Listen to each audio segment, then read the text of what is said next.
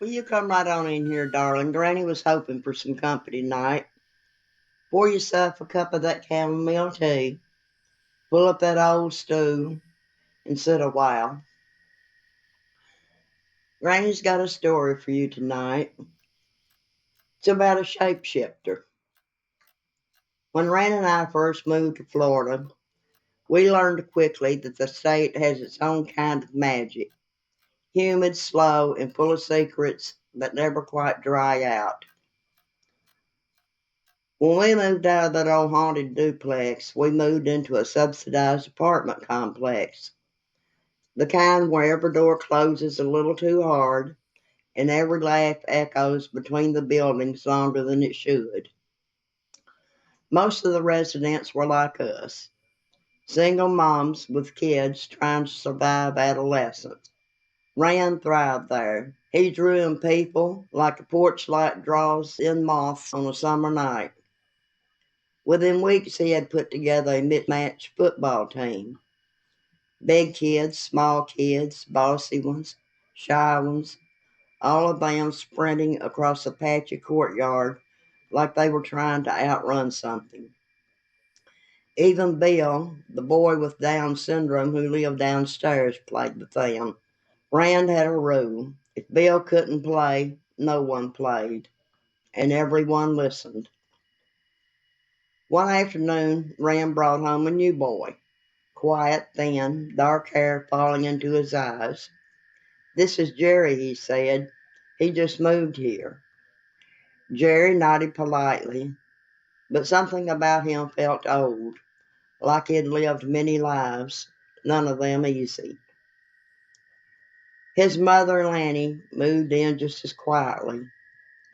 She was beautiful in a way a candle flame is beautiful, bright, flickering, and a little dangerous if you got too close.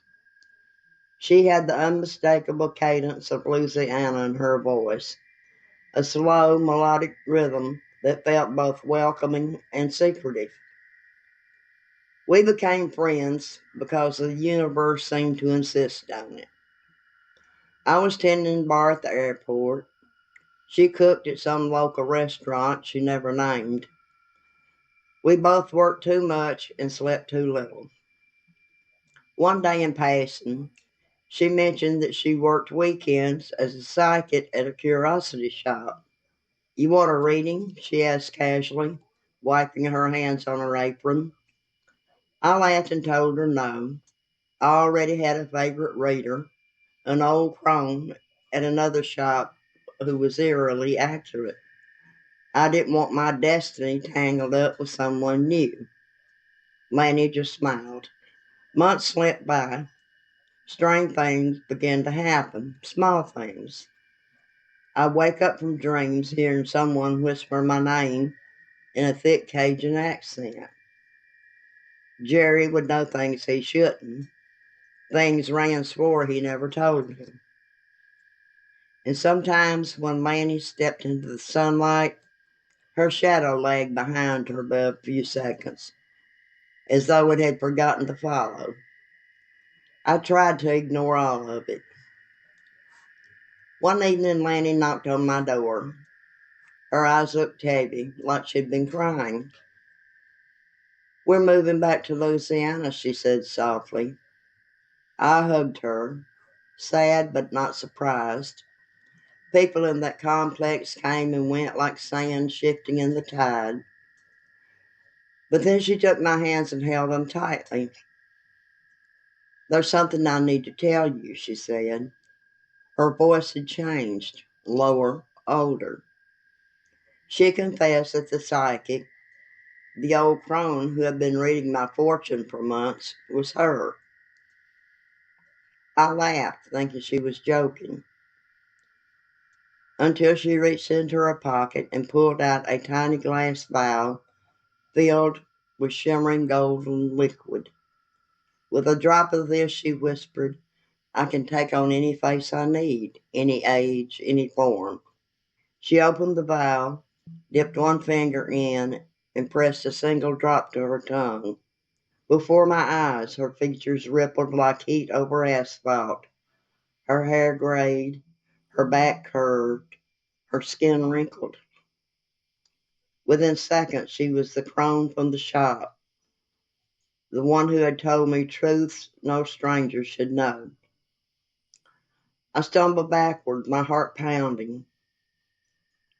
I told you what you needed to hear, she said in the crone's rasping voice, not what you wanted to hear. Then she changed back just as effortlessly. The movers arrived a few minutes later. As she climbed into their truck, she pressed something into my hand. Her deck of tarot cards. These are yours now, she said, but listen to me carefully.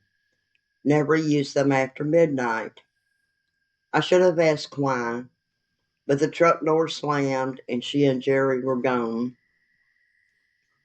Years later, I still have those cards.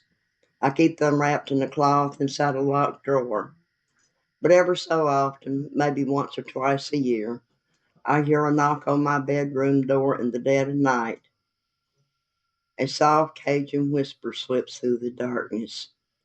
Share, don't forget your reading. And when I look toward the drawer, sometimes the cards are already laid out. I don't know where Lannie and Jerry landed.